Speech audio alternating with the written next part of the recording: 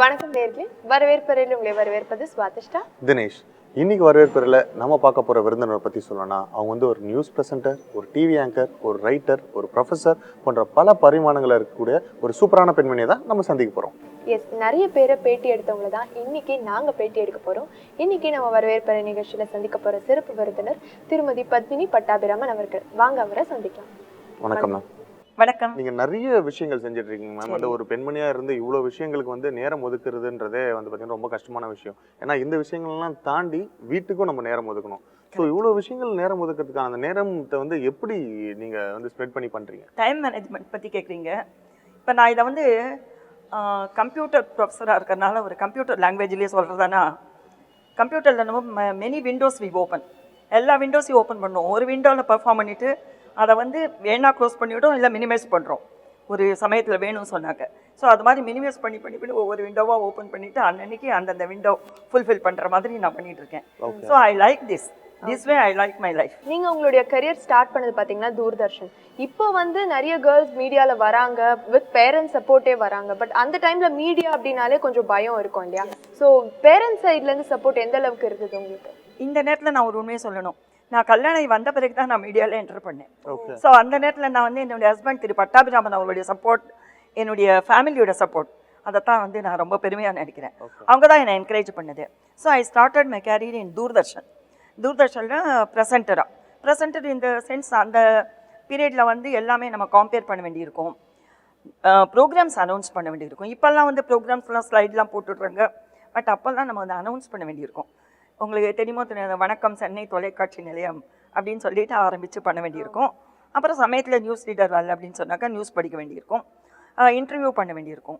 So இந்த மாதிரி இப்போ பர்சனாலிட்டிஸ் இன்டர்வியூ பண்ணுறது, அப்புறம் நிகழ்ச்சிகளை பற்றி சொல்கிறது. அப்போது அந்த சமயத்தில் வந்து ஹிந்தி ப்ரோக்ராம்லாம் வரும், ஹிந்தி தொடர்கள், ஹிந்தி திரைப்படங்கள்லாம் வரும்.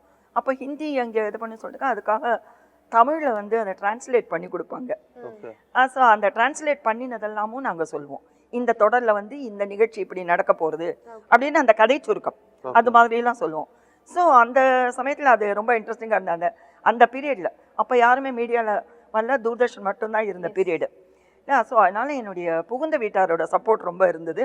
ஸோ அள்ளி என்னுடைய கணவர் திரு பட்டாபிராமனோட சப்போர்ட் நல்லாவே இருந்தது.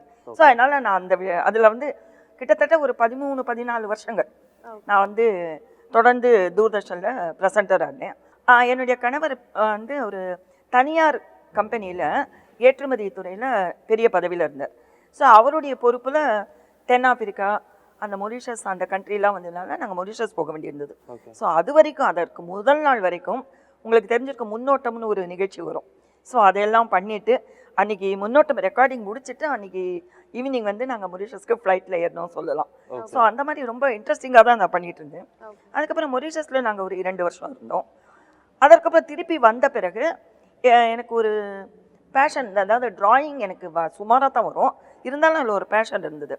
அதை தவிர ஏற்கனவே தூர்தர்ஷனில் இந்த லைட்டிங், கேமரா அந்த மாதிரிலாம் இருந்ததுனால அது சம்மந்தப்பட்டு என்ன படிக்கலாம்னு தோணின போது அப்போது ஆப்டெக்கில் அனிமேஷன் அப்போ தான் ஸ்டார்ட் ஆகிருந்தது. நான் சொல்கிறது ஒரு 98-99 அந்த பீரியடில் இருக்கும். அப்போ தான் அந்த சாஃப்ட்வேர் வந்து சென்னைக்கு வந்திருந்த புதுசு. சரி அதை ட்ரை பண்ணி பார்க்கலாமே அப்படின்னு சொல்லிட்டு ஒரு ஆசை ஏற்பட்டது. ஸோ ஆப்டெக் கொஞ்சம் வீட்டுக்கு பக்கத்துலேயே இருந்ததுனால என்னுடைய ஒரு பேஷனுக்காக நான் அதை ஜாயின் பண்ணேன். மற்றபடி ப்ரொஃபஸராக வரப்போகிறேன், இல்லை அதை நான் வந்து அண்ணா யூனிவர்சிட்டியில் டீச் பண்ண போகிறேன்லாம் அப்போ எனக்கு தெரியாது.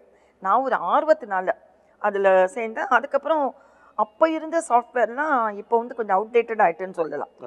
அந்த சாஃப்ட்வேரில் வச்சு நாங்கள் வந்து 3D ஸ்டூடியோ 4ன்னு இருந்தது, அதை வச்சு கொஞ்சம் வந்து 3D மாடலிங் பண்ணுறது. அப்போ அது வந்து ரொம்ப ரொம்ப ப்ரிலிமினரி, ரொம்ப ப்ரிலிமினரி. இப்போ நம்ம சினிமாவில் பார்க்குறதெல்லாம் ஒன்றுமே இல்லை. Even you will be surprise to hear this. அந்த சாஃப்ட்வேர் வந்து நம்ம ஒரு 4 ஃப்ளாப்பியில் அடக்கிடலாம். இப்போ ஃப்ளாப்பி டிரைவ் நிறைய பேருக்கு தெரிஞ்சிட்டே இருக்காது. அப்போ ஏ டிரைவ்னு ஒன்று போட்டு அதில் ஃப்ளாப்பி வரும், கேள்விப்பட்டிருப்பீங்கல்ல? அந்த ஃப்ளாப்பியை வந்து அதுவே வந்து ஒரு 1.14 MB தான், அதுலேயே இந்த சாஃப்ட்வேர்லாம் அடங்கிடும். அவ்வளவு சுமாரான ப்ரிலிமினரி சாஃப்ட்வேர்ஸ். அப்புறம் வந்து டெவலப் ஆகிட்டே வந்தது. அப்புறம் ரொம்ப ஸ்பீடாக அந்த ஃபீல்டு பயங்கரமாக டெவலப் ஆக ஆரம்பிச்சு. ஸோ அது டெவலப் ஆக நானும் வந்து எனக்கு கொஞ்சம் இன்ட்ரெஸ்ட் மேலே ஒரு சாஃப்ட்வேர் கற்று முடிச்சோடனே சரி ஃபோட்டோஷாப் மாத்திரம் கற்றுப்போம் அப்படின்னு ஸ்டார்ட் பண்ணேன். அப்புறம் ஃபோட்டோஷாப் முடிச்ச உடனே ஃப்ளாஷ் கற்றுக்கலான்னு ஆசை வந்தது.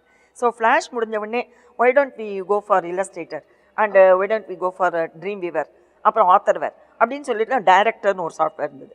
டைரக்டர்லாம் கம்பைலிங் சாஃப்ட்வேர்.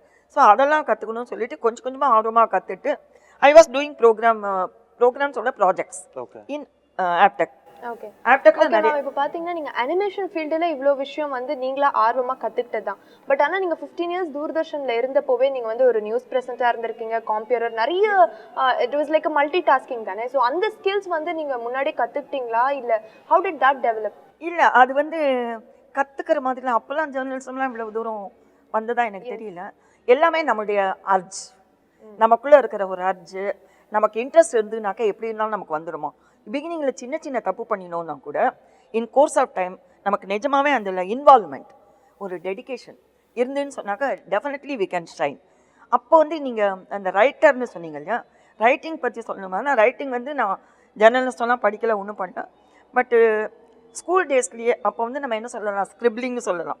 சும்மா ஸ்கிரிப்லிங், கூட படிக்கிறவங்க பசங்களை பற்றி இல்லை கேர்ள்ஸ்லாம் பற்றி கவிதை மாதிரிலாம் ஸ்கிரிப்லிங் பண்ணி, அதுக்கப்புறம் உண்மையான என்னுடைய ஜேர்னலிசம் எப்படி வெளியே வந்ததுன்னு சொன்னாக்கா தட் இஸ் காலேஜில். நான் வந்து கெமிஸ்ட்ரி கிராஜுவேட். ஸோ காலேஜ் அனிவர்சரியும் போது ஒரு ப்ளே எங்கள் டிபார்ட்மெண்ட்லேருந்து போட்டோம். ஓகே.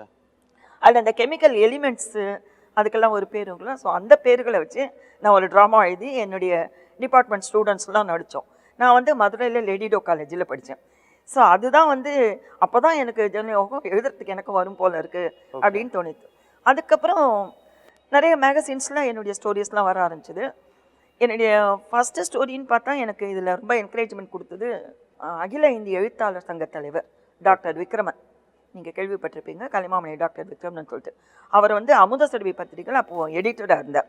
என்னுடைய முதல் குறுநாவல், அவங்க குறுநாவல் போட்டி ஒன்று வச்சாங்க, ஒரு 14-15 வருஷத்துக்கு முன்னாடி இருக்கும். அப்போ வந்து ஒரு 1000 ரூபாய் ப்ரைஸ் வச்சு.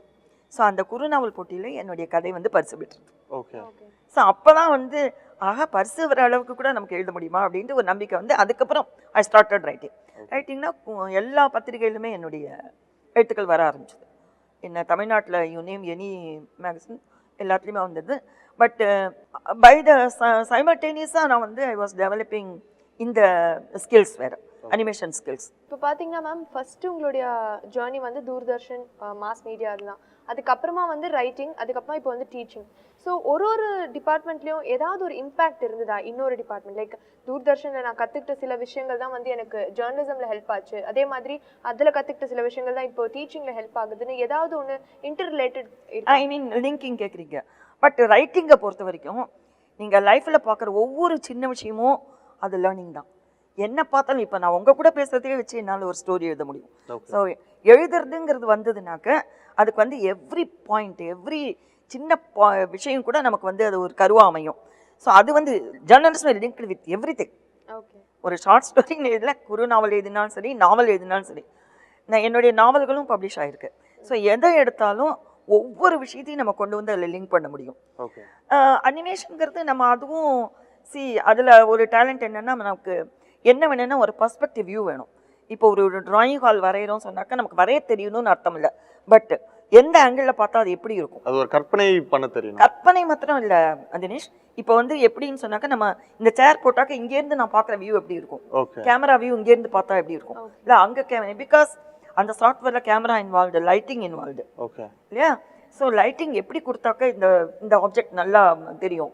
ஒரு நம்ம கண்ணாடி மாதிரி ஒரு ஆப்ஜெக்ட் கிரியேட் பண்ணியிருப்போம், அதுக்கு லைட்டிங் சரியாக கொடுக்கலன்னா அது டல்லாக இருக்கும்.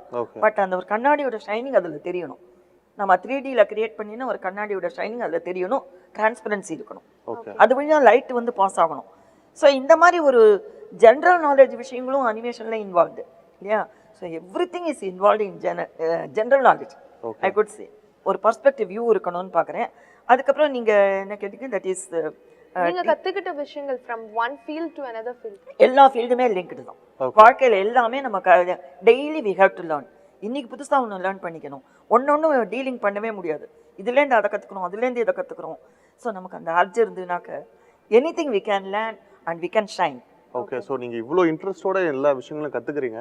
பட் நீங்கள் டீச் பண்ணும்போது எந்த அளவுக்கு உங்களுக்கு ஆர்வம் இருக்குது, உங்ககிட்ட படிக்கிற மாணவர்களுக்கு வந்து அது எந்த அளவுக்கு ஒரு ஈர்ப்பாக இருக்குது? இதுக்கு நான் சொன்னால் அது எப்படி இருக்குன்னு தெரியல. இப்போ டீச்சர்ஸ் டே ரீசெண்டாக போச்சு இல்லையா, அப்போ வந்து எனக்கு வந்து வாட்ஸ்அப்பில் எல்லாரும் வாழ்த்து அனுப்பிச்சிருந்தாங்க மாணவர்கள்லாம்.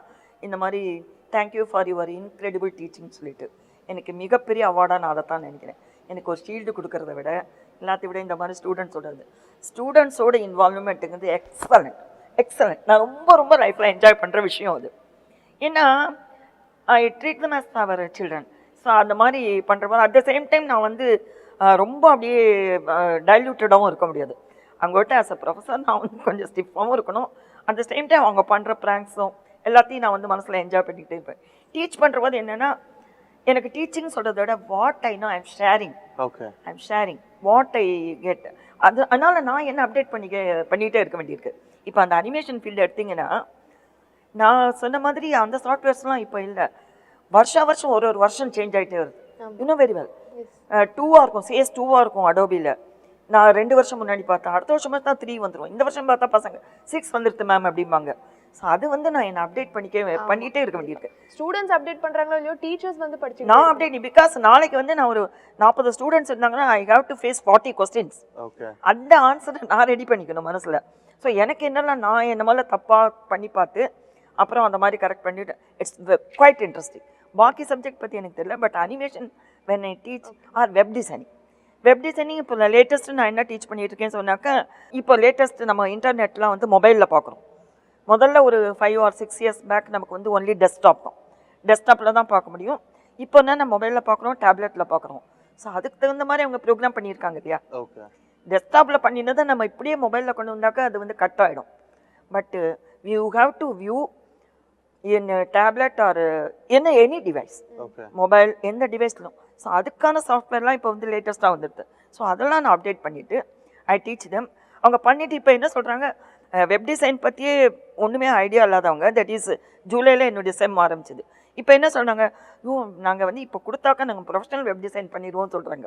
ஓகே. ஸோ அது வந்து நம்ம நீங்கள் டீச்சர்ஸாக இருந்து பார்த்தீங்கன்னா ஸ்டூடெண்ட்ஸ்க்கு நிறைய சொல்லி கொடுத்துருப்பீங்க. ஆனால் ஒரு ஸ்டூடெண்ட்ஸ் கிட்ட வந்து டீச்சர்ஸ் கற்றுக்க வேண்டிய விஷயம்னு நீங்கள் எதை நினைக்கிறீங்க? நீங்கள் என்ன கற்றுக்கிட்டீங்க? அதாவது லைஃப்பை கொஞ்சம் ஈஸியாக எடுத்துகிட்டு போகணும்.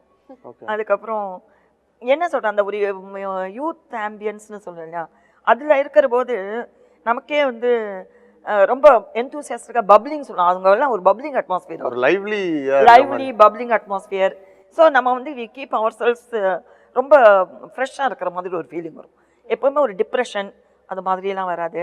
அவங்க கூட மூவ் பண்ணுற போது நம்மளுக்கே எல்லாமே ஃப்ரெஷ்ஷாக இருக்கும். ஐயோ இந்த பசங்களுக்கு சொல்லிக் கொடுக்கறதுக்கு நாளைக்கு நம்ம இதை வந்து பண்ணிட்டு வரணுமே அப்படின்ட்டு தோணும். ஒரு கொஸ்டின் கேட்பாங்க, டக்குன்னு நமக்கு தெரியலன்னா நம்ம என்ன பண்ணுவோம்னு சொன்னாக்க ஓகே நாளைக்கு நான் சொல்கிறேன், இப்போ டைமாக எடுத்துங்கிற மாதிரி சொல்லிடுவோம். ஸோ நாளைக்கு அதை கற்றுட்டு போகணுங்கிற அந்த ஒரு நமக்கு இது கொடுக்குறாங்க, என்ன நமக்கு ஒரு இன்ஃப்ளூயன்ஸ் பண்ணுறாங்க. அந்த மாதிரி நம்ம கற்றுக்கிறதுக்கு அவங்க இன்ஃப்ளூயன்ஸ் பண்ணுறாங்க. அந்த விஷயத்தை நான் பெருசாக நினைக்கிறேன். இப்போ அனிமேஷன் அண்ட் வெப் டிசைனிங் ஃபீல்டில் ஜாப் ஆப்பர்ச்சுனிட்டிஸ் எந்த அளவுக்கு இருக்குது? ஜாப் ஆப்பர்ச்சுனிட்டிஸ் இப்போ multimedia, I can say that animation சொல்கிறதால மல்டிமீடியான்னு சொல்லலாம். Multimedias there everywhere. இப்போ அட்வர்டைஸ்மெண்ட் எடுத்தாலும் சரி, ஃபிலிம் வேர்ல்டு எடுத்தாலும் சரி, ஒரு சின்ன ஒரு இது கம்பெனியில் கூட மல்டிமீடியா இஸ் மஸ்ட். மல்டிமீடியா எல்லாருமே பர்சனல் வெப்சைட்லாம் ஓப்பன் பண்ண ஆரம்பிச்சிட்டாங்க. நீங்கள் கேரிடாக அதை நினைக்கிறீங்களோ இல்லையோ, பர்சனலாக இட்ஸ் எ மஸ்ட். அந்த knowledge is a must.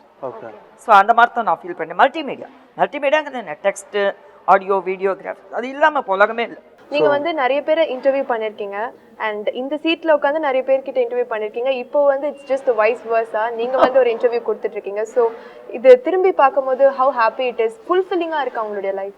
Sure Balamurali Krishna சாரெல்லாம் நான் இன்டர்வியூ பண்ணியிருக்கேன். அதுக்கப்புறம் பிரபல எழுத்தாளர்களை இன்டர்வியூ பண்ணியிருக்கிறேன். அதுக்கப்புறம் இப்போ சொசைட்டியில் நிறைய லேடிஸ், அதாவது முன்னுக்கு வந்த பெண்மணிகள், அவங்களெல்லாம் இன்டர்வியூ பண்ணியிருக்கேன்.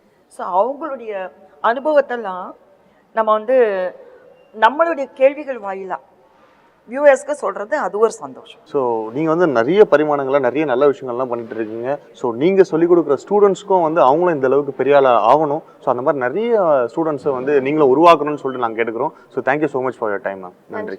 நன்றி. நேர்களே மற்றொரு வரவேற்பறை நிகழ்ச்சியில் சந்திக்கலாம்.